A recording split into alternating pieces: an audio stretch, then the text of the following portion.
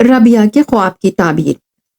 جمعے کے دن کا بیشتر حصہ بدر بن مغیرہ اور بشیر بن حسن نے ابو داؤد کی صحبت میں گزارا۔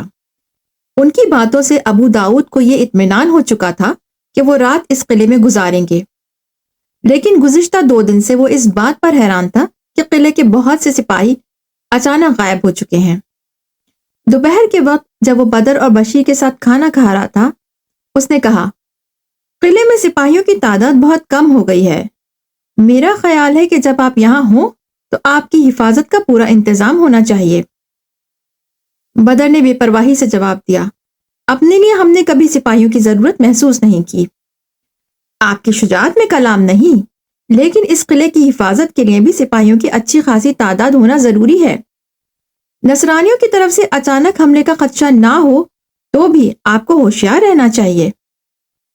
بدر بن مغیرہ نے جواب دیا، آپ فکر نہ کریں، خطرے کے مقابلے کے لیے آپ یہاں کافی سپاہی موجود پائیں گے۔ اس قلعے میں میرا قیام بالکل عارضی تھا۔ کل آپ غرناطہ روانہ ہوں گے اور میں انشاءاللہ اپنے پہاڑوں اور جنگلوں میں پہنچ جاؤں گا۔ تو شاید اسی خیال سے آپ نے سپاہیوں کو 2 دن پہلے روانہ کر دیا ہے؟ ہاں، یہاں وہ بیکار پڑے تھے۔ اس کے بعد دیر تک مختلف موضوعات پر بات چیت ہوتی رہی۔ مغرب کی نماز کے بعد جب یہ لوگ مسجد سے باہر نکل رہے تھے، ایک سوار گھوڑا بھگاتا ہوا قلعے میں داخل ہوا اور مسجد کے دروازے کے سامنے آ رکا۔ بدر بن مغیرہ کی طرف دیکھ کر وہ گھوڑے سے اترا اور تیزی سے قدم اٹھاتا ہوا آگے بڑھا۔ بدر بن مغیرہ نے اس کی بات کا انتظار کیے بغیر پوچھا، کہو خیر تو ہے؟ تم بہت پریشان ہو؟ سپاہی نے کہا، بادشاہ کے بھائی اور ان کے ساتھ غرناطہ کی فوج کے چند عہدیدار آپ سے ملنے کے لیے آئے تھے اور آپ کی قیام گاہ میں ٹھہر کر آپ کا انتظار کرنے کے بجائے وہ اس طرف آ رہے ہیں۔ وہ یہاں سے کتنے دور ہوں گے؟ یہاں سے 8-10 کوس دور ہوں گے۔ انہوں نے کہا ہے وہ رات کا کھانا آپ کے ساتھ کھائیں گے۔ بدر بن مغیرہ نے بشیر بن حسن کی طرف متوجہ ہو کر کہا، آپ ان کے قیام اور طعام کا بندوبست کریں، میں ان کی پیشوائی کے لیے جاتا ہوں۔ تھوڑی دیر بعد جب بدر بن مغیرہ گھوڑے کو سر پر دوڑاتا ہوا قلعے سے باہر نکل رہا تھا، ابو داؤد تیزی سے قدم اٹھاتا ہوا اپنے کمرے میں پہنچا۔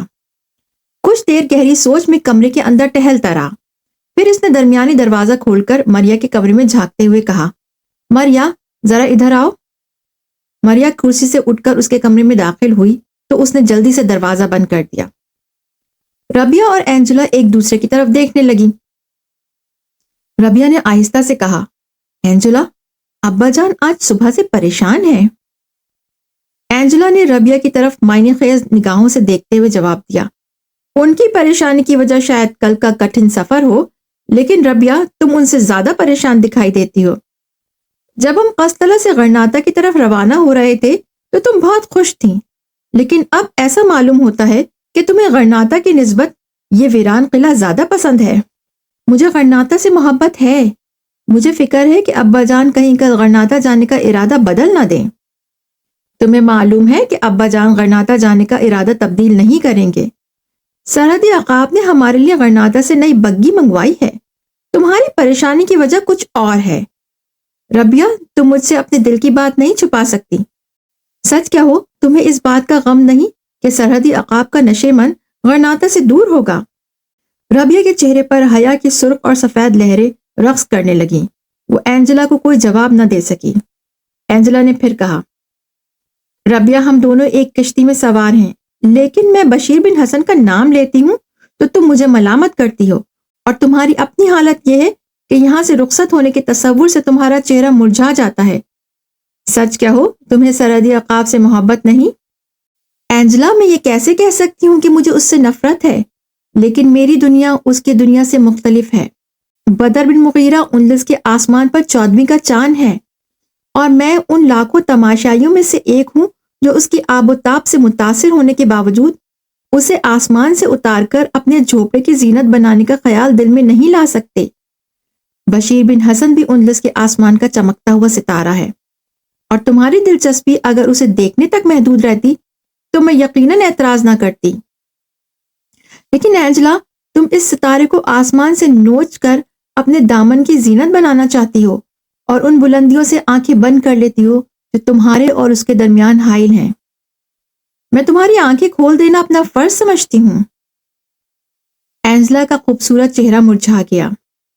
اس نے اپنے ہونٹوں پر ایک مغموم مسکراہٹ لاتے ہوئے کہا، اپنی گزشتہ بدسلوکیوں کے باوجود میں یہ محسوس کرتی ہوں کہ دنیا میں تم سے زیادہ میرا خیر خواہ کوئی نہیں، لیکن برا نہ ماننا، تم ایک شاعرہ ہو۔ میں نے اسے آسمان پر نہیں، اسی زمین پر دیکھا ہے، اور مجھے یہ کہتے ہوئے شرم محسوس نہیں ہوتی کہ میں اسے چاہتی ہوں۔ میں اگر اسے اپنے دامن کی زینت نہ بنا سکی تو بھی اس کے دامن کی طرف ہاتھ بڑھاتے جھجک محسوس نہیں کروں گی۔ ربیہ، جب میں نے اسے پہلی بار دیکھا تو میرے دل نے گواہی دی تھی کہ وہ میرا ہے۔ جب میں نے اس کی آواز سنی تھی تو میں نے محسوس کیا تھا کہ میرے کان اس آواز سے مانوس ہیں۔ جب تک میری آنکھیں اسے دیکھتی رہیں گی اور میرے کان اسے سنتے رہیں گے، میرا دل یہ کہتا رہے گا کہ وہ میرا ہے، وہ میرا ہے۔ ربیہ، سچ کہو، تم بدر بن مغیرہ کے متعلق کچھ محسوس نہیں کرتی کہ وہ ایک مرد ہے اور تم ایک عورت؟ ربیہ نے غور سے اس کی طرف دیکھتے ہوئے کہا، اینجلا، تم یہ محسوس نہیں کرتی کہ تم عیسائی ہو اور وہ ایک مسلمان، اور اندلس میں عیسائیت اور اسلام کی جنگ جاری ہے؟ اینجلا نے جواب دیا، مجھے اس کی پرواہ نہیں، میں اسے اپنی طرف کھینچنے کی کوشش کروں گی، اور اگر میں اسے اپنی طرف نہ لا سکی تو اس کی طرف جانے میں کوئی تعامل نہیں ہوگا۔ ربیہ نے کہا، اینجلا، فرض کرو اگر آج یہ غرناطہ اور قسطلہ کی سلطنتوں میں باقاعدہ جنگ چھڑ جائے تو تمہارے اور بشیر بن حسن کے درمیان تمام راستے مسدود نہیں ہو جائیں گے؟ ہو سکتا ہے کہ عارضی وقفے کے لیے ہمارے درمیان تمام راستے مسدود ہو جائیں، لیکن اس جنگ کا نتیجہ اس کے سوا اور کیا ہوگا کہ تمام اندلس پر عیسائیوں کا قبضہ ہو جائے اور ہمارے درمیان منافرت کی رہی سہی دیواریں نابود ہو جائیں گی۔ ربیہ نے کہا، اینجلا، کیا تم یہ سمجھتی ہو کہ بشیر بن حسن جیسا سپاہی اپنی قوم کی شکست اور تباہی کے بعد تم سے عشق کرنے کے لیے زندہ رہے گا؟ اینجلا کے چہرے پر اداسی چھا گئی۔ اس نے تھوڑی دیر خاموش رہنے کے بعد کہا، ربیہ، فرض کرو اگر حالات اسے قسطلہ جانے پر مجبور کر دیں اور اس کے لیے اپنی زندگی کے باقی دن وہاں گزارنے کے سوا اور کوئی چارہ نہ ہو، تو کیا پھر بھی میرے اور اس کے درمیان منافرت کی دیوار حائل رہے گی؟ ربیہ نے جواب دیا، یہ اسے قسطلہ جانے پر مجبور کر دینے والے حالات پر منحصر ہے۔ ایک قیدی کی حیثیت سے وہ اپنے دشمن کی کسی لڑکی کی سفارش پر رہا ہو کر ذلت کی زندگی بسر کرنا گوارا نہیں کرے گا۔ البتہ ایک فاتح کی حیثیت میں شاید وہ تمہاری محبت کی زنجیریں پہننا منظور کر لے، لیکن تم نے یہ کیسے معلوم کیا کہ حالات اسے قسطلہ جانے پر مجبور کر دیں گے؟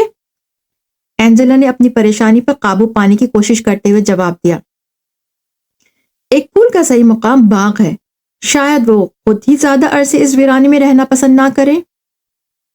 ربیہ کچھ کہنا چاہتی تھی کہ ساتھ والے کمرے کا دروازہ کھلا اور ابو داؤد اور مریم ان کے کمرے میں داخل ہوئے۔ ابو داؤد کے ہاتھ میں 2 جلتی ہوئی شمعیں تھیں۔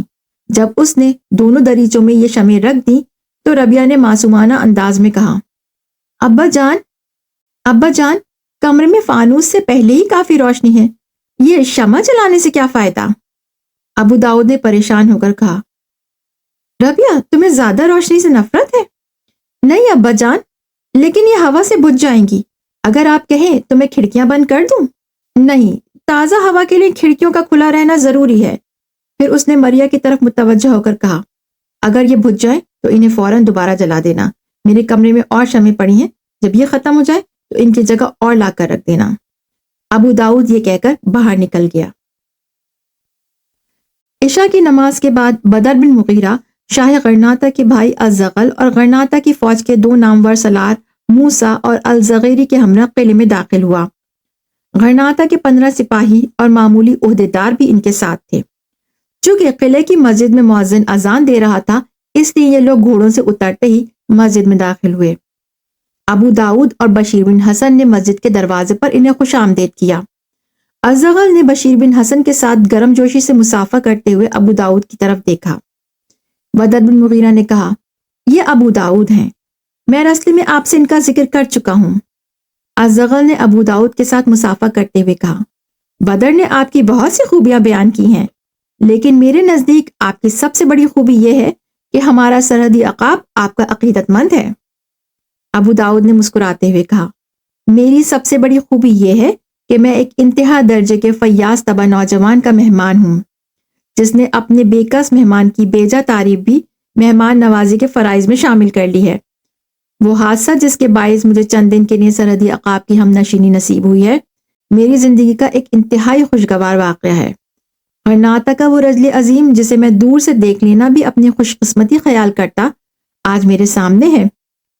اگر یہ گستاخی نہ ہو تو میں اس مقدس ہاتھ کو بوسہ دینا چاہتا ہوں، جسے صدیوں کے بعد موسیٰ بن نصیر اور طارق بن زیاد کی تلوار اٹھانے کی سعادت حاصل ہوئی ہے۔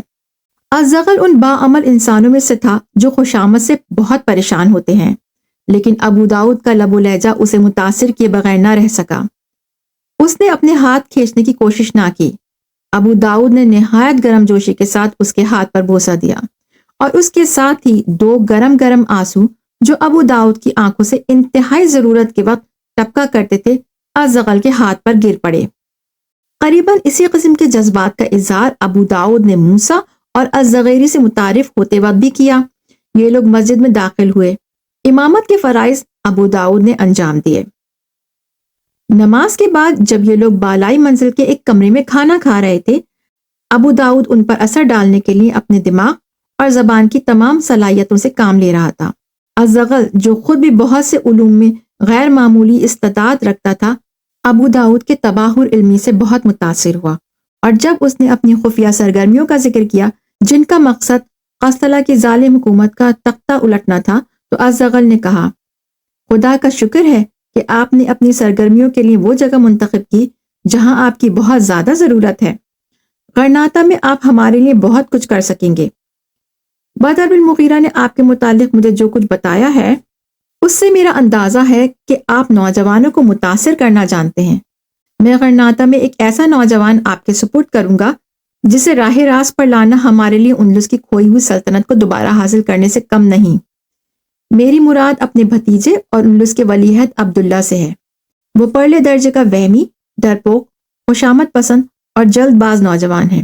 وہ تعمیر سے زیادہ تخریب میں خوش ہوتا ہے۔ اگر آپ اس کی اصلاح کر سکیں تو یہ قوم کی بہت بڑی خدمت ہوگی۔ ابو داؤد نے اپنی مسرت کو چھپانے کی کوشش کرتے ہوئے جواب دیا، غرناطہ کے نوجوانوں کی اصلاح کے لیے آپ کی آنکھ کا اشارہ کافی ہے، تاہم جو خدمت میرے سپرد کی جائے گی میں اسے بخوبی سر انجام دوں گا۔ الزغل نے کہا، ابو عبداللہ کو آنکھ کے اشارے کی جگہ چابک کی ضرورت ہے۔ میں یہ سمجھتا ہوں کہ وہ چابک آپ کے پاس ہے۔ آپ غرناطہ کب جا رہے ہیں؟ انشاءاللہ ہم کل روانہ ہو جائیں گے۔ تو جب تک آپ وہاں پہنچیں گے میں بھی آ جاؤں گا۔ میرا بھائی آپ جیسے باکمال آدمی کو اپنے بیٹے کا عطلیق بنانے پر اعتراض نہیں کرے گا، لیکن ابو عبداللہ پر ظاہر نہ کیجیے گا کہ آپ نے یہ ذمہ داری میرے ایما پر قبول کی ہے۔ وہ میری ہر بات کو شبے کی نظر سے دیکھتا ہے۔ آپ اس بات کی فکر نہ کریں۔ اس کے بعد الزغل، موسیٰ اور الزغیری ابو داؤد سے قسطلہ کی فوجی تیاریوں کے متعلق سوالات پوچھتے رہے، اور وہ انہیں حقیقت سے آگاہ کرنے کے بجائے خوش کرنے کے ارادے سے جوابات دیتا رہا۔ آدھی رات کے قریب جب یہ لوگ اٹھنے کا ارادہ کر رہے تھے تو قلعے کے چاروں طرف نقاروں کی گونج سنائی دی، اور یہ لوگ پریشان ہو کر ایک دوسرے کی طرف دیکھنے لگے۔ الزغل نے جواب طلب نگاہوں سے بدر بن مغیرہ کی طرف دیکھا، اور باقی لوگوں کی نگاہیں بھی اس کے چہرے پر مرکوز ہو گئیں۔ بدر بن مغیرہ کے چہرے پر حیرانی یا اضطراب کا شائبہ تک نہ تھا۔ آپ گھبرائیں نہیں، اس نے اطمینان سے اٹھتے ہوئے کہا، میں ابھی معلوم کرتا ہوں۔ بشیر بھی اٹھا، لیکن بدر بن مغیرہ نے کہا، آپ مہمانوں کے پاس بیٹھے، میں ابھی آتا ہوں۔ بدر بن مغیرہ دروازے کے قریب پہنچا تو ایک پہرے دار بھاگتا ہوا اندر داخل ہوا۔ اس نے ہانپتے ہوئے کہا، نصرانیوں نے حملہ کر دیا ہے۔ یہ سنتے ہی سب نے اٹھ کر تلواریں نکالیں، لیکن بدر بن مغیرہ نے ان کی طرف متوجہ ہو کر کہا، نصرانیوں نے گزشتہ 20 برس میں اس سے بڑی حماقت نہ کی ہوگی۔ آپ اطمینان سے بیٹھے رہیں، رات کے وقت ان کی بڑی سے بڑی فوج بھی اس قلعے کے قریب نہیں آ سکتی۔ میں اپنی گزشتہ تمام زندگی میں شاید کسی غیر متوقع حملے کے لیے اس قدر تیار نہ تھا۔ ابو داؤد نے کہا، لیکن قلعے میں تو آج میں نے 20-25 سے زیادہ سپاہی نہیں دیکھے۔ قلعے کی حفاظت اس کی 4 دیواری سے بہت دور کی جاتی ہے۔ خوش قسمتی سے آج میرے نصف سے زیادہ سپاہی یہاں موجود ہیں۔ میں ابھی آتا ہوں۔ موسیٰ نے کہا، میں تمہارے ساتھ جاؤں گا۔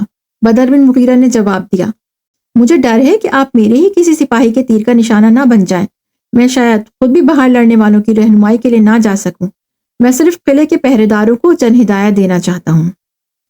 ازغل نے مطمئن ہو کر کہا، تو آپ کو اس حملے کی توقع تھی؟ اس سوال پر ابو داؤد چونک کر بدر کی طرف دیکھنے لگا۔ بدر نے جواب دیا، مجھے قدرت کی طرف سے ایک اشارہ ہوا تھا اور خدا کا شکر ہے کہ میں نے اسے وہم نہیں سمجھا۔ بشیر بن حسن نے بدر کے ساتھ جانے پر اصرار کیا، لیکن اس نے اسے یہ کہہ کر روک دیا کہ میرے بہت سے سپاہی صرف اس لیے تیروں کی بارش میں کھڑے ہو سکتے ہیں کہ تم ان کے زخموں کا علاج کر سکتے ہو۔ تم یہیں ٹھہرو اور زخمی ہونے والوں کے لیے مرہم پٹی کا سامان تیار کرو۔ بدر بن مغیرہ باہر نکل گیا۔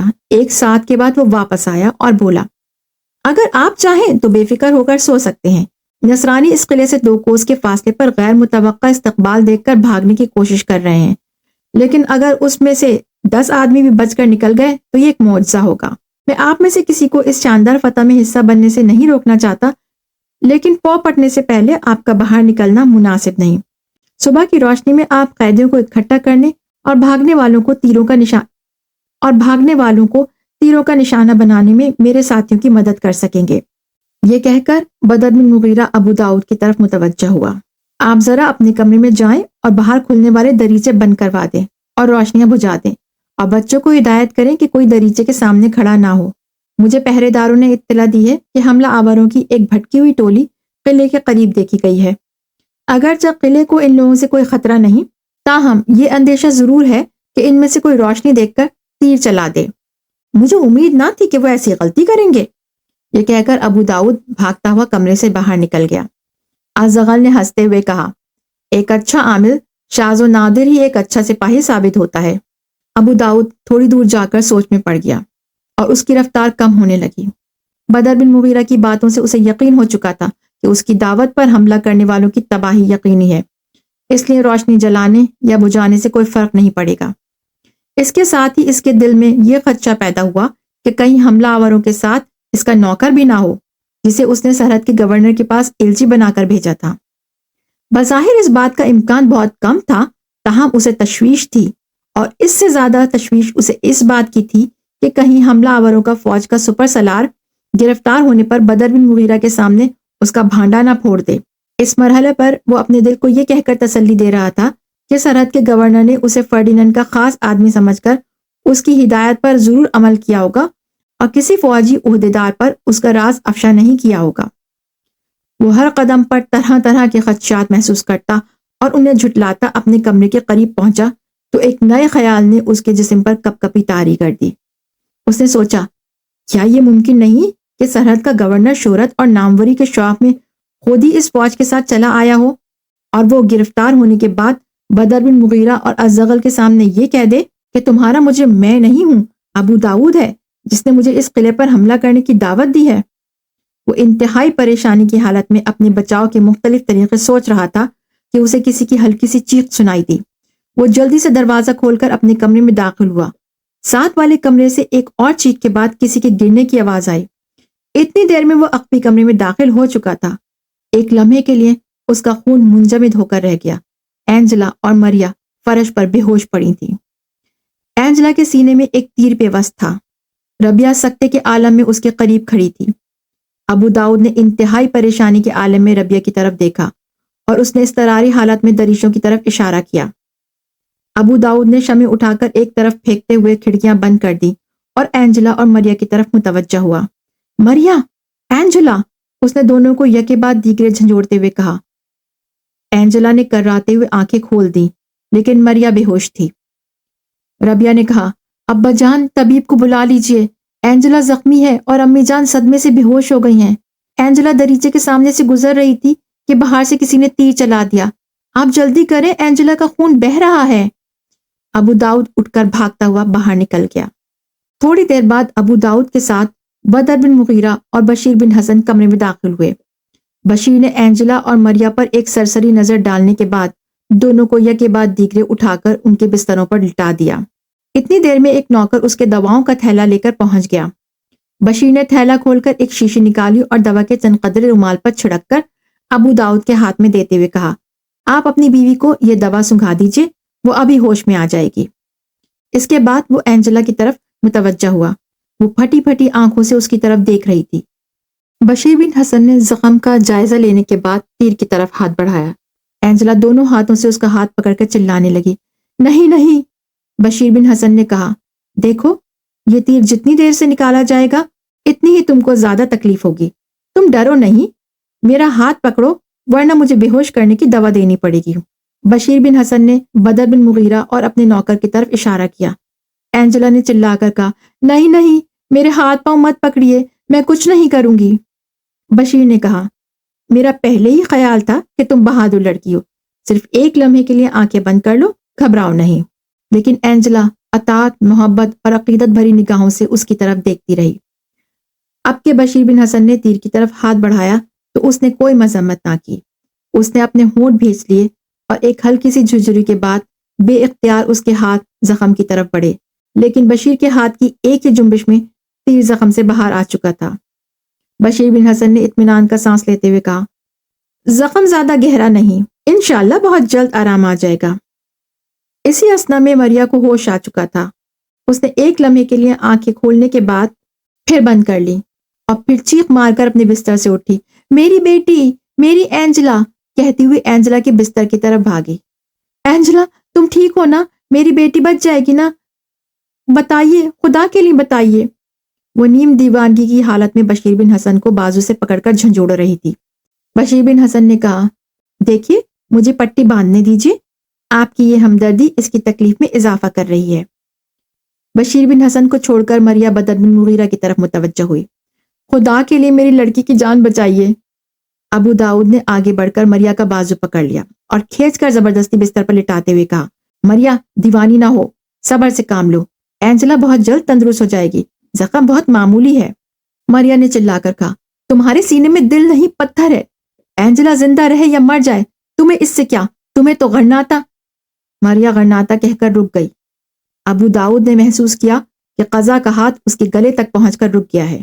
وہ سراپا التجا بن کر اپنی بیوی کی طرف دیکھ رہا تھا اور مریا کی نگاہیں یہ ظاہر کرنے لگی کہ وہ اس خطرناک موضوع پر مزید روشنی نہیں ڈالے گی تو ابو داؤد نے بلند آواز میں کہا، ہاں ہاں مجھے غرناطہ کی فکر ہے۔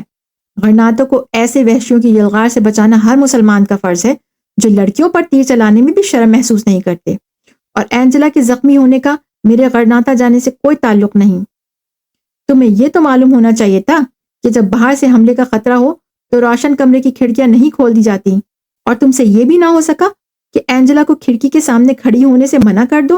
اور ربیہ، تم ایک عقل مند لڑکی ہو، تم نے ہی اینجلا کو منع کر دیا ہوتا۔ ربیہ نے مرجھائی ہوئی آواز میں کہا، ابا جان، اینجلا میرے ساتھ باتیں کر رہی تھی، میرے بستر سے اٹھ کر یہ اپنے بستر کی طرف جا رہی تھی کہ اسے کھڑکی میں سے تیر آ لگا۔ ابو داؤد کی تمام شاطرانہ صلاحیتیں سمٹ کر اس کی آنکھوں میں آ چکی تھی۔ مریا کو اس کی آنکھوں کی ایک خوفناک چمک اکثر مروب کر دیا کرتی تھی۔ وہ خاموش تھی، لیکن یہ واقعہ معمولی نہ تھا۔ وہ اپنی سہمی ہوئی نگاہوں سے یہ کہہ رہی تھی کہ میری بات ابھی ختم نہیں ہوئی، میں صرف میدان خالی ہونے کا انتظار کر رہی ہوں۔ جس انہماک کے ساتھ بشیر بن حسن اینجلا کے زخم کی مرہم پٹی کر رہا تھا، اس سے کہیں زیادہ گہری توجہ کے ساتھ ابو داؤد اپنی بیوی کی طرف دیکھ رہا تھا۔ بدر بن مغیرہ نے اس کارروائی کے دوران چند بار ربیہ کی طرف دیکھا۔ وہ ابھی تک سراسیمگی کی حالت میں اینجلا کے بستر کے قریب کھڑی تھی، اور اینجلا کے زخمی ہونے سے زیادہ وہ اس بات سے متاثر تھی کہ دشمن کے اچانک حملے کے باوجود بدر یا بشیر کے چہرے پر ذرہ برابر خوف یا اضطراب نہ تھا۔ اس نے جھجکتے ہوئے دبی آواز میں کہا، معلوم ہوتا ہے کہ یہ قلعہ دشمن کے تیروں کی زد میں آ چکا ہے۔ بدر بن مغیرہ خود اس سے کچھ کہنے کے لیے بے قرار تھا۔ ربیہ کی آواز نے اسے فوراً متوجہ کر لیا اور اس نے تسلی آمیز لہجے میں کہا، معلوم ہوتا ہے کہ دشمن کا کوئی بھٹکا ہوا سپاہی رات کی تاریکی سے فائدہ اٹھا کر یہاں تک آ پہنچا ہے، اور اپنی موت کو یقینی سمجھ کر اس نے اس طرف تیر چلا دیا۔ اگر وہ اب تک مارا نہیں جا چکا تو گرفتار ضرور ہو چکا ہوگا۔ تھوڑی دیر پہلے مجھے اطلاع ملی تھی کہ دشمن کے سواروں کی ایک ٹولی قلعے کے قریب دیکھی گئی ہے۔ ممکن ہے یہ انہی میں سے ایک ہو۔ مجھے آپ کی بہن کے زخمی ہونے کا بہت افسوس ہے۔ اگر میری طرف سے تھوڑی کوتاہی نہ ہوتی اور میں بروقت آپ کے کمرے کی کھڑکیاں بند کروا دیتا تو شاید یہ حادثہ پیش نہ آتا۔ آپ بیٹھ جائیں، گھبرائیں نہیں، آپ کی بہن بہت جلد ٹھیک ہو جائیں گی۔ ربیہ چند قدم پیچھے ہٹ کر اپنے بستر پر بیٹھ گئی۔ بدر نے بشیر کی طرف متوجہ ہو کر کہا، میں ذرا مہمانوں کو تسلی دے آؤں۔ بشیر نے کہا بس میں قریباً فارغ ہو چکا ہوں، اب صرف انہیں دوا پلانی ہے۔ کمرے سے نکلتے وقت بدر بن مغیرہ ربیہ کے بستر کے قریب رکا اور دبی زبان میں بولا، آج کی فتح ایک شریف خاتون کے خواب کی تعبیر ہے، اگر اجازت ہو تو بادشاہ کے بھائی کے سامنے اس کا نام ظاہر کر دوں۔ ربیہ نے گھبرا کر پہلے کمرے کے دوسرے کونے میں اپنے ماں باپ اور پھر ملتجی نگاہوں سے بدر بن مغیرہ کی طرف دیکھا اور گھٹی ہوئی آواز میں کہا، نہیں نہیں، خدا کے لیے نہیں۔ پھر وہ اپنے باپ کی طرف دیکھنے لگی جو دنیا اور مافیا سے بے خبر مریا کی طرف اس طرح دیکھ رہا تھا جیسے سانپ اپنے شکاری کی طرف دیکھ رہا ہو۔ بدر نے کہا، تو مجھے ازغل کے سامنے جھوٹ بولنا پڑے گا؟ مجھے اس غیر متوقع حملے کے لیے اتنی بڑی تیاری کی کوئی اور وجہ بتانی پڑے گی۔ ربیہ نے قدر جرأت سے کام لیتے ہوئے آنکھیں اوپر اٹھائیں اور اس کے منہ سے بے اختیار یہ نکل گیا، میرا خواب صرف آپ کے لیے تھا۔ اس ایک فقرے میں ربیہ نے تمام وہ رنگین داستانیں بیان کر دی جو ابتدائے آفرینش سے حوا کی بیٹیاں فرزندانی آدم کو سناتی چلی آئی ہیں۔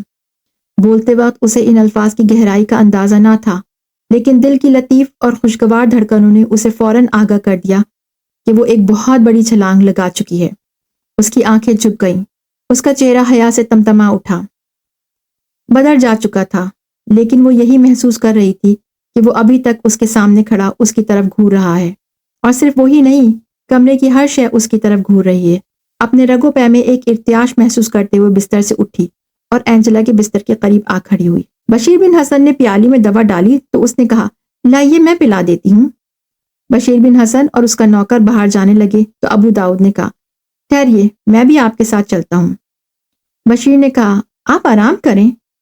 نہیں، اب صبح ہونے والی ہے اور انہوں نے کہا تھا کہ وہ علی صبح حملہ کریں گے۔ اگرچہ میری تربیت سپاہیانہ نہیں، لیکن میرے جیسے آدمی کو سرحدی عقاب کی قیادت میں لڑنے کا موقع بار بار نہیں ملے گا۔ اگر میں نیزے اور تلوار کا صحیح استعمال نہ کر سکوں تو کم از کم قیدیوں کو گننے میں آپ کے ضرور کام آ سکوں گا۔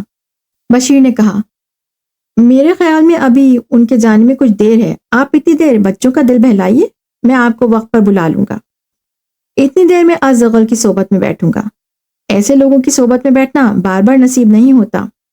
دراصل ابو داؤد ازغل کی صحبت میں بیٹھنے سے زیادہ اپنی بیوی کی قہر آلود نگاہوں سے دور رہنا چاہتا تھا۔ اسے یقین تھا کہ وہ کمرہ خالی ہونے کا انتظار کر رہی ہے، اور اس کے بعد مصطلح کی عام فہم زبان میں تیروں کی بارش رکنے کا نام نہیں لے گی۔ مریا نے نگاہوں کے جال بچھائے، لیکن جب وہ اٹھ کر چل پڑا تو اس نے کہا، تمہیں اینجلا کا بھی خیال نہیں؟ وہ زخم سے کرا رہی ہے اور تمہیں سیر کا شوق چرایا ہے۔ اینجلا بھی اپنی ماں کی طبیعت سے اچھی طرح واقف تھی۔ وہ اس کے نگاہوں میں آنے والے طوفان کے ابتدائی جھونکے دیکھ رہی تھی۔ اس نے کہا، ابا جان آپ جائیں، میں بالکل ٹھیک ہوں۔ ابو داؤد نے اطمینان کا سانس لیتے ہوئے کہا، ربیہ بیٹے، تم اندر سے دونوں کمروں کے دروازے بند کر لو۔ بشیر بن حسن نے کہا، دروازہ بند کرنے کی ضرورت نہیں، برآمدے میں کافی سپاہی گشت لگا رہے ہیں، میں انہیں ہدایت کر جاتا ہوں، اگر کسی چیز کی ضرورت ہو تو یہ اندر سے آواز دے دیں۔ ہاں، کھڑکیاں ضرور بند کر لیں اور تسلی رکھیں کہ حملہ آور کے قلعے تک پہنچنے کا کوئی امکان نہیں، انہیں بہت دور روکا جا چکا ہے۔ ابو داؤد چلا گیا تو مریا ربیہ کی طرف بھوکے بھیڑیے کی طرح دیکھنے لگی۔ اینجلا فوراً صورتحال کی نزاکت بھاپ گئی اور اس نے کراتے ہوئے کہا، ربیہ ذرا میرا سر دبا دو، مجھے درد ہو رہا ہے۔ ربیہ اٹھ کر اس کے سرہانے بیٹھ گئی تو مریا بھی اٹھ کر اینجلا کے بستر کے قریب پہنچی اور کہنے لگی، میری بیٹی، کہاں ہوتا ہے تمہیں درد؟ اور پھر ربیہ کا بازو پکڑتے ہوئے جھنجھوڑ کر بولی، جاؤ تم۔ ربیہ نے کہا، نہیں نہیں امی جان، ربیہ ایک دعا پڑھتی ہے جس سے میرا سر درد ٹھیک ہو جاتا ہے۔ ممتا نے فوراً ہتھیار ڈال دیے۔ مریا نے ملتجی ہو کر کہا، بیٹی ربیہ، تمہاری دعا میں اثر ہوتا ہے، دعا کرو اینجلا کا زخم اچھا ہو جائے، میں تمہارا احسان نہیں بھولوں گی۔ ربیہ ایسے الفاظ پر فوراً نرم ہو جایا کرتی تھی۔ اس نے کہا، امی جان، کہ اینجلا کے لیے دعا کرنا بھی آپ پر احسان ہے؟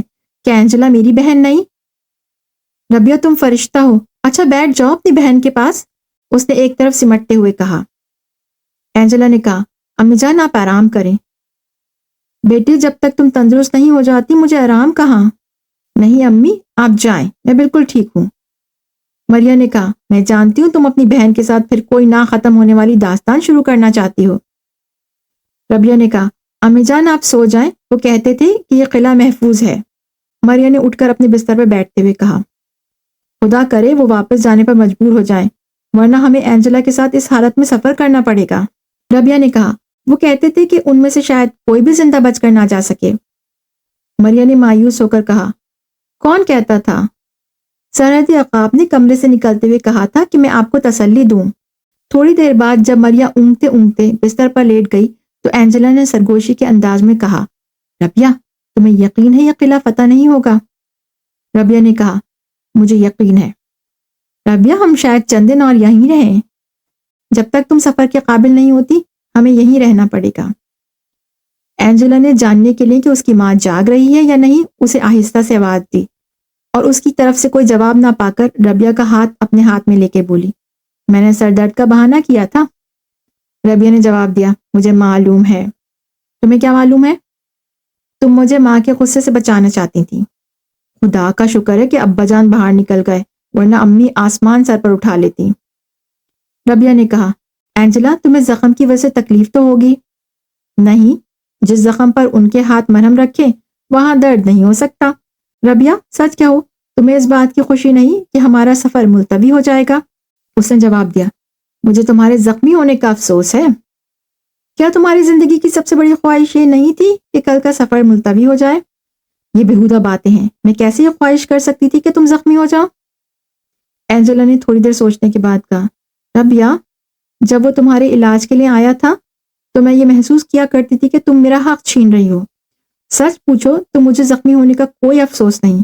وہ آج بہت پریشان تھا، اور میں اس سے زیادہ کچھ اور نہیں چاہتی کہ وہ میرے لیے پریشان ہو، لیکن مجھے ڈر ہے کہ میرا زخم اچھا ہوتا دیکھ کر اس کی پریشانی ختم ہو جائے گی۔ میرے خیال میں اس کی پریشانی دلچسپی میں تبدیل ہو جائے گی۔ لیکن تم تو کہا کرتی تھی کہ میرے اور اس کے راستے مختلف ہیں۔ آئندہ میں یہ نہیں کہوں گی۔ ربیہ، میں تمہیں اس وقت دیکھ رہی تھی جب تمہارا عقاب آہستہ آہستہ تم سے کچھ کہہ رہا تھا، اور تمہاری آنکھیں زمین میں گڑی جا رہی تھی، تمہارا چہرہ حیا سے سرخ ہو رہا تھا، تو تم اس حالت میں بھی میری طرف دیکھ رہی تھی؟ ہاں۔ کیا کہہ رہا تھا وہ؟ کچھ نہیں، وہ کہہ رہا تھا کہ قلعہ محفوظ ہے۔ نہیں، وہ کچھ اور کہہ رہا تھا، میرے کان بہت تیز ہیں۔ بتاؤ وہ کیا کہہ رہا تھا؟ بتاؤں؟ وہ یہ کہہ رہا تھا کہ خدا کا شکر ہے تمہیں چند دن اور یہاں رہنا پڑے گا۔ جھوٹی گئی کی، اینجلا ہنس پڑی۔ الزغل موسیٰ اور الزغیری صبح کی روشنی میں محاذ جنگ کا نقشہ دیکھ کر بدر بن مغیرہ کے انتظامات پر حیران تھے۔ حملہ آوروں میں سے بہت کم ایسے تھے جنہیں جان بچا کر بھاگنے کا موقع ملا۔ بدر بن مغیرہ کے تیر اندازوں نے حملہ آوروں کو وادیوں اور کھڈوں میں گھیر رکھا تھا۔ عیسائی اگر تیروں کی بارش میں سے کسی وادی سے نکلنے کی ہمت کرتے اور کسی دوسری وادی میں پہنچ کر ایک لمحے کے لیے اطمینان کا سانس لیتے تو دوسرے لمحے انہیں تیروں کی زیادہ خطرناک بارش کا سامنا کرنا پڑتا۔ پاؤں پھٹنے کے بعد جب بدر بن مغیرہ اپنے مہمانوں کے ساتھ گھوڑوں پر سوار ہو کر قلعے سے باہر نکلے تو قلعے کے نقارے پر چوٹ پڑی اور آن کی آن میں چاروں طرف 20 نقارے بجنے لگے۔ پھر آس پاس کے جنگلوں میں گھوڑوں کی ٹاپوں کی آواز سنائی دی اور آن کی آن میں کوئی 3000 سوار قلعے کے دروازے کے سامنے جمع ہو گئے۔ الزغل نے کہا، اگر میں جادو کا قائل ہوتا تو یہ کہتا کہ تم بہت بڑے جادوگر ہو۔ یہ فوج کہاں سے آئی؟ یہ سوار رات کے وقت محفوظ مقامات پر چھپے ہوئے تھے۔ انہوں نے رات کی جنگ میں حصہ نہیں لیا۔ ان کا کام اب شروع ہوگا۔ میرے تیر اندازوں نے مختلف جگہوں پر حملہ آوروں کے ریوڑ گھیر رکھے ہیں، اور یہ نیزہ باز اب انہیں ایک جگہ جمع کریں گے۔ دوپہر تک بدر بن مغیرہ کے ساتھی دشمن کے بقیت السیف آدمیوں کو گھیر کر ایک وادی میں جمع کر چکے تھے۔ ابو داؤد بھی ذرا اور خود پہن کر اپنی سپاہیانہ صلاحیتوں کا مظاہرہ کر چکا تھا۔ اسے سب سے زیادہ خوشی اس بات کی تھی کہ حملہ آور فوج کا سپہ سالار مارا جا چکا ہے اور سرحد کا گورنر اس حملے میں شریک نہیں تھا۔ تاہم اسے ایک پریشانی اب بھی تھی، اور اس پریشانی کو دور کرنے کے لیے وہ بے تحاشا ادھر ادھر بھاگ رہا تھا، اور اس بھاگ دوڑ میں دشمن کے 3 آدمیوں کو موت کے گھاٹ اتار چکا تھا۔ جب قیدیوں کو لمبی لمبی قطاروں میں کھڑا کیا گیا تھا، اس نے ایک ایک آدمی کو اچھی طرح دیکھا اور پھر گھوڑے پر سوار ہو کر نیزے بازوں کے ایک گروہ میں شامل ہو گیا۔ ایک وادی کے گھنے جنگل میں سے گزرتے ہوئے اچانک اسے چند پیادہ سپاہی قیدیوں کی ایک ٹولی کو گھیرے میں لیے آتے دکھائی دیے۔ وہ اپنے دستے سے الگ ہو کر گھوڑا بھگاتا ہوا ان کی طرف بڑھا۔ 15-20 قیدیوں پر نگاہ دوڑانے کے بعد اس کی نگاہ ایک شخص پر مرکوز ہو کر رہ گئی۔ اس نے جلدی سے خود کا نقاب ذرا اور نیچے کھسکا لیا۔ یہ قیدی اس کا کوچوان تھا۔ سپاہی اس کے ہاتھ کا اشارہ پا کر رک گئے۔ اس نے ایک نوجوان سے جو اس گروہ کا افسر معلوم ہوتا تھا سوال کیا، کیا آپ نے اس شخص کو دشمن کی فوج کے ساتھ گرفتار کیا ہے؟ ہاں، اس نے جواب دیا۔ یہ ایک درخت پر چڑھ کر چھپنے کی کوشش کر رہا تھا۔ بڑا ملعون ہے یہ کہہ کر وہ گھوڑے سے نیچے اترا۔ گھوڑے کی باگ ایک سپاہی کے ہاتھ میں دے کر کوچوان کی طرف بڑھا اور قریب پہنچ کر بلند آواز میں بولا، مجھے یہ خیال بھی نہیں آ سکتا تھا کہ میرا اپنا نوکر اتنا نمک حرام اور منافق ہو سکتا ہے۔ کہو، اس قلعے کی طرف تم نے دشمن کی فوج کی رہنمائی نہیں کی؟ تم زخمی تھے اور انہوں نے تمہیں اپنے قلعے میں پناہ دی، تمہارا علاج کیا، اور تم ان کے احسانات کا یہ بدلہ دے رہے ہو؟ اب کیا منہ لے کر ان کے سامنے جاؤ گے؟ تم نے مجھے بھی شرمسار کیا ہے۔ کوچوان، جو خود کے باعث اس کا چہرہ نہیں دیکھ سکا تھا، اس کی آواز پہچان کر بہت چکا سا رہ گیا۔ یہ آواز اس کے آقا کی تھی، لیکن الفاظ کسی اور کے تھے۔ اس کے دل میں خیال آیا کہ شاید مصلحت اسی میں ہو۔ اس نے سہمی ہوئی آواز میں کہا، میرے آقا، آپ جانتے ہیں کہ میں بے قصور ہوں۔ وہ کچھ اور کہنا چاہتا تھا، لیکن ابو داؤد نے اچانک پوری قوت کے ساتھ اس پر تلوار کا وار کیا اور اس کا سر تن سے جدا کر دیا۔ نوجوان افسر نے اسے بازو سے پکڑ کر جھنجھوڑتے ہوئے کہا، تم کون ہو؟ قیدی کو قتل کرنا ہمارے دستور کے خلاف ہے۔ تمہیں سرحدی عقاب کے سامنے اس کا جواب دینا پڑے گا۔ ابو داؤد نے اطمینان کے ساتھ جواب دیا، آپ فکر نہ کریں، میں اس کا جواب دے لوں گا۔ یہ کہتے ہوئے اس نے اپنا خود اتار دیا اور پھر کہا، شاید آپ مجھے پہچانتے ہوں۔ نوجوان افسر نے کہا، میں آپ کو پہچانتا ہوں، آپ ہمارے امیر کے مہمان ہیں۔ میں یہ بھی محسوس کرتا ہوں کہ آپ نے اس شخص کو کسی معقول وجہ کے بغیر قتل نہیں کیا ہوگا، لیکن اس وقت وہ جنگی قیدی تھا۔ ابو داؤد نے کہا، یہ شخص 20 سال سے میرا ملازم تھا۔ میں انتہائی مصیبت کی حالت میں قسطلہ سے فرار ہوا۔ وہ ہمارا پیچھا کر رہے تھے تو سرحدی عقاب نے ہماری جانیں بچائیں۔ چند دن یہ ہمارے ساتھ ان کا مہمان رہا۔ میں نے اسے گھر جانے کی اجازت دے دی تو یہ نصرانیوں کی فوج کی رہنمائی کرتا انہیں یہاں تک لے آیا۔ مجھے پکڑوا کر یہ زیادہ سے زیادہ چند درہم حاصل کر سکتا تھا، لیکن اگر خدا نخواستہ آپ مدافعت کے لیے تیار نہ ہوتے تو اس شخص کی جان بھی خطرے میں تھی جو اندلس کے مسلمانوں کا آخری سہارا ہے۔ اگر یہ عیسائی ہوتا تو میں یقیناً اسے قتل نہ کرتا، لیکن یہ مسلمان تھا۔ ایسے شخص کے لیے دنیا کی کسی قانون میں رحم کی گنجائش نہیں۔ بتائیے، اگر آپ میں سے کوئی میری جگہ ہوتا تو اس شخص کے ساتھ کیا سلوک کرتا؟ نوجوان افسر نے لاجواب سا ہو کر کہا، معاف کیجیے گا، مجھے معلوم نہ تھا کہ یہ مسلمان ہے۔ بے شک ایسے آدمی کی سزا یہی ہو سکتی ہے۔ ابو داؤد ان سپاہیوں سے پہلے بدر بن مغیرہ کے پاس پہنچ گیا اور اس نے اپنے نوکر کے قتل کا واقعہ اس انداز میں اس کے سامنے بیان کیا کہ وہ اس کی نیک نیتی سے متاثر ہوئے بغیر نہ رہ سکا۔ لیکن جب بشیر بن حسن کو اس واقعے کا پتہ چلا تو وہ تھوڑی دیر کے لیے ایک ذہنی کشمکش میں مبتلا رہا۔ تاہم ابو داؤد نے خود اس کے ساتھ یہ قصہ چھیڑ کر اس کے شکوک رفع کر دیے۔ بدر بن مغیرہ نے تمام قیدیوں کو ایک تنگ وادی میں جمع کر کے ان کے گرد تیر اندازوں کا پہرا بٹھا دیا، اور ایک دستے کے سوا جو اسیروں اور زخمیوں کے گھوڑے جمع کرنے میں مصروف تھا، باقی تمام سواروں کو جوابی حملے کے لیے تیاری کا حکم دیا۔ ظہر کی نماز کے بعد اس نے ازغل سے کہا، میرا تھوڑا سا کام باقی ہے، آپ قلعے میں آرام کریں، میں انشاءاللہ فارغ ہوتے ہی آپ کی خدمت میں حاضر ہو جاؤں گا۔ اس چھوٹی سی مہم کی رہنمائی کے لیے میں آپ کی شخصیت بہت بڑی سمجھتا ہوں، اس لیے آپ کو تکلیف نہیں دیتا۔ اس کے علاوہ غرناطہ نے ابھی تک قسطلہ کے خلاف باقاعدہ اعلان جنگ نہیں کیا۔ میں یہ چاہتا ہوں کہ آپ کو تیاری کے لیے زیادہ سے زیادہ وقت مل جائے اور دشمن کو یہی غلط فہمی رہے کہ ان کی جنگ سردست ہمارے ساتھ ہے۔ ازغل نے کہا، تم کس جگہ حملہ کرنا چاہتے ہو؟ بدر نے جواب دیا، میں نے کوئی خاص مقام معین نہیں کیا۔ دشمن کا خیال تھا کہ ہم سو رہے ہیں، ہم نے انہیں یقین دلایا ہے کہ ہم جاگ رہے ہیں۔